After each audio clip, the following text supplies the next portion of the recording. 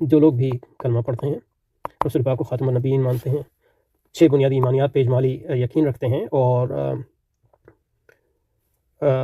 ہماری طرف وضو کرتے ہیں اور ہمارے قبلے کی طرف 5 وقت میں نماز پڑھتے ہیں، تو جتنے بھی وہ گمراہ کی امت کا حصہ ہیں، سب کو جو ہے اتحاد جو ہے یہ نص قرآن سے ثابت ہے، اس کے بغیر جو ہے، اس اتحاد کے بغیر جو ہے کفر پر غلبہ جو ہے ناممکن ہے، اور تفرقہ بازی اور تکفیر بازی جو ہے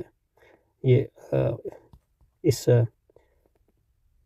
بنیادی نص کے خلاف ہے۔ اور یہ بنیادی مطلب یہ ہے کہ ائمہ اسلام، امام ابو حنیفہ، امام شافعی، امام مالک،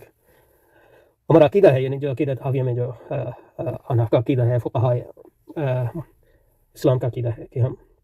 جو لوگ ہمارے قبلے کی طرف نماز پڑھتے ہیں، کلمہ پڑھتے ہیں، 5 وقت کی نماز پڑھتے ہیں، وضو کرتے ہیں، ان کی تکفیر ہم نہیں کرتے، اور اسی بنیاد پہ اتحاد اسلامی کی بنیاد، اور اسی بنیاد پہ مطلب ان کو مسلمان سمجھتے ہیں، ان سب سے بڑا، اور ان کی تربیت تزکیہ کرتے ہیں، اور ان کی قوت کو مجتمع کرنے کی کوشش